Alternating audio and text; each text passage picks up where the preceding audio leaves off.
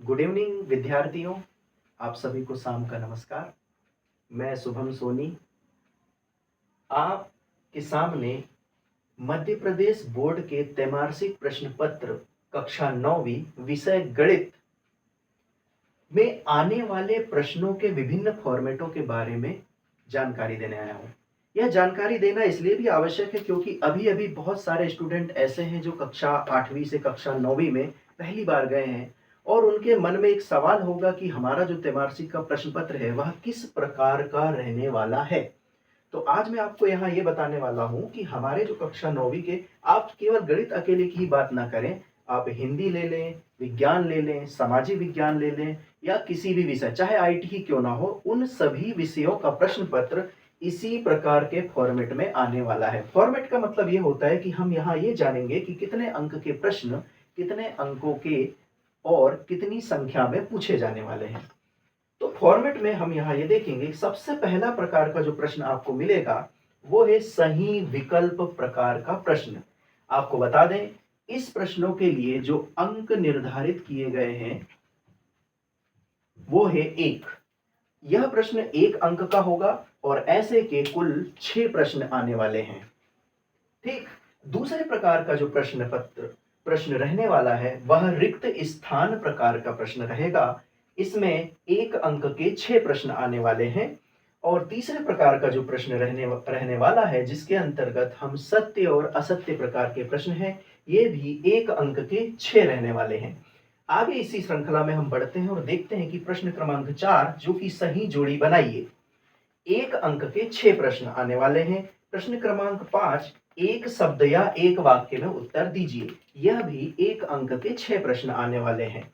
तो इस प्रकार हम देखते हैं कि 1 अंक के प्रश्नों की कुल संख्या 6 एकम 6, 6 दूनी 12, 6 तिया 18, 6 चौके 24 और 6 पंचे 30। तो इससे हम ये समझ पाते हैं कि 30 अंक हमारे को लेना बहुत आसान है, जिसके लिए हमें केवल छोटे-छोटे ऑब्जेक्टिव, रिक्त स्थान, सही विकल्प, सत्य असत्य, सही जोड़ी, एक शब्द या एक वाक्य में उत्तर, इस प्रकार के प्रश्नों को हल करना पड़ता है।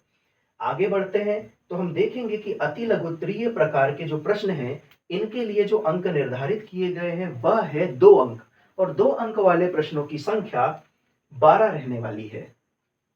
और हम आगे देखते हैं लघुत्तरीय प्रकार के जो प्रश्न हैं उनके लिए अंक निर्धारित किए गए हैं 3, तथा वे संख्या में 2 आने वाले हैं, यानी कि 3 अंक वाले प्रश्नों की संख्या रहने वाली है 2। आगे हम देखते हैं दीर्घ उत्तरीय प्रकार के प्रश्न।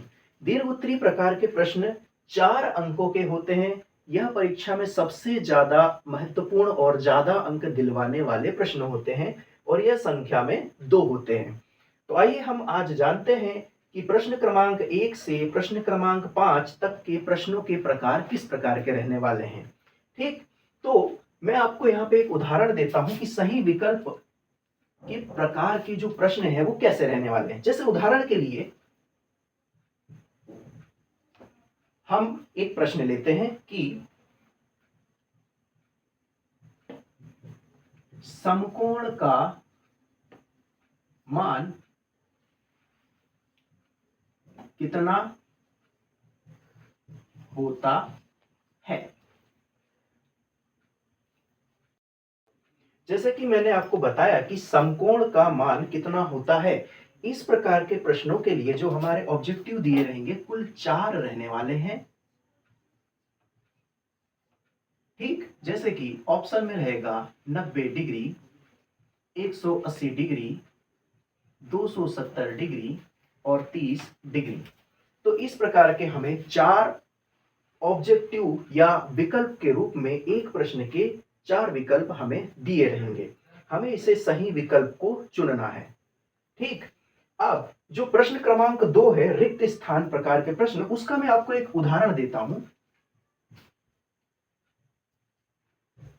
ये हमारा रिक्त स्थान प्रकार का प्रश्न है। रिक्त स्थान प्रकार के प्रश्न में हमें कोई भी विकल्प नहीं दिए जाते हैं। यह छात्रों की याद शक्ति पर निर्भर करता है कि उसे चीजें कितनी अच्छी तरह से याद हैं। जैसे कि आपके लिए प्रश्न रहेगा, √2 एक खालिस्तान संख्या है। तो विद्यार्थियों, आपको मैं ये बताता हूं कि √2 किस प्रकार की संख्या है। √2 हम इस प्रकार के प्रश्न के अंदर लिखेंगे, यह अपरिमेय संख्या है। तो इस प्रकार की हम जानकारी रिक्त स्थान में भरेंगे।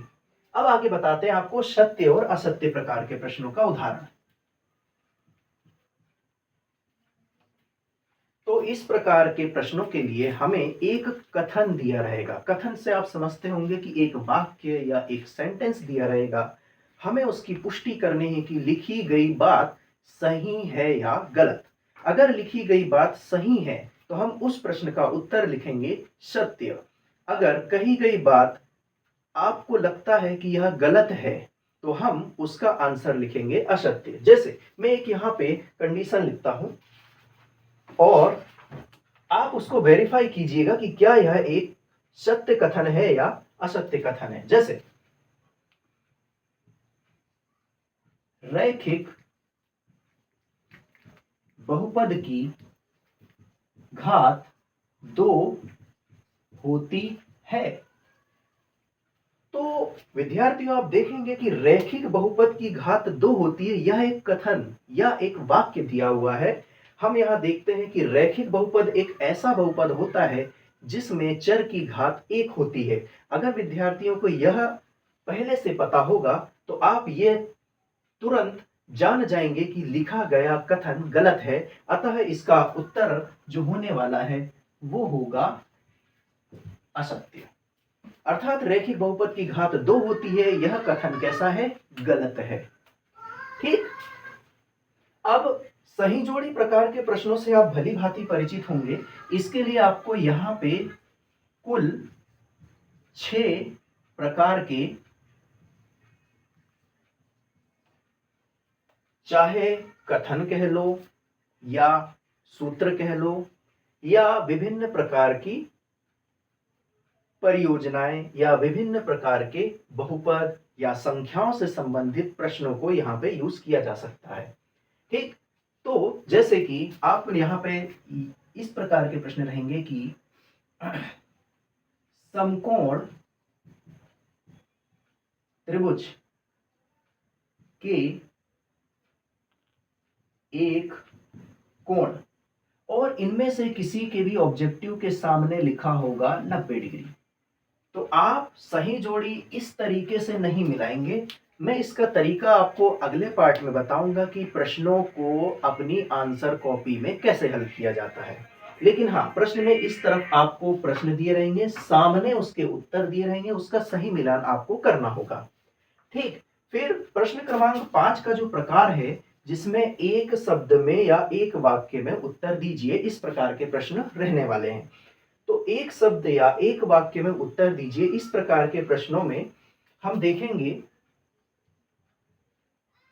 कि हमें जो प्रश्न या समस्या दी रहेगी वह एक कथन के रूप में दी रहेगी या एक वाक्य के रूप में दी रहेगी। उस वाक्य को हमको पढ़ना है और उसके सही उत्तर की पुष्टि करनी है। जैसे उदाहरण के लिए मैं देता हूं कि वह आकृति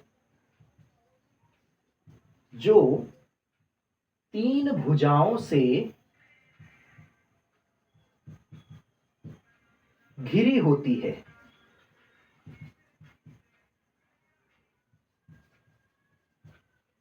तो आप सभी जानते होंगे कि ऐसी आकृति जो 3 भुजाओं से घिरी होती है, उस आकृति का नाम क्या है? चाहे तो आप कमेंट में भी बता सकते हैं। ठीक। तो आपको बताएं कि ऐसी आकृति जो 3 भुजाओं से घिरी होती है, इसका उत्तर आपको एक शब्द में देना होगा जो कि है त्रिभुज। ठीक। तो उम्मीद है छात्रों आपको समझ में आया होगा कि प्रश्न क्रमांक 1 से प्रश्न क्रमांक 5 तक के प्रश्नों को हम किस प्रकार से पढ़ने वाले हैं, देखने वाले हैं, समझने वाले हैं।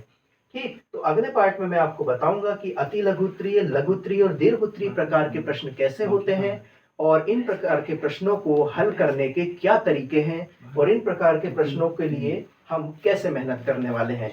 मैं यहाँ पे आपको ये बताने वाला हूँ कि त्रैमासिक प्रश्न पत्र का जो मॉडल है या जो फॉर्मेट है, साथ ही में आगे आपको मैं 2025 2026 या प्रीवियस ईयर का जो पेपर है उसका सॉल्यूशन आपको यहाँ पे प्रोवाइड कराने वाला हूँ। उम्मीद है आपको मेरी बात समझ में आई होगी। राधे राधे।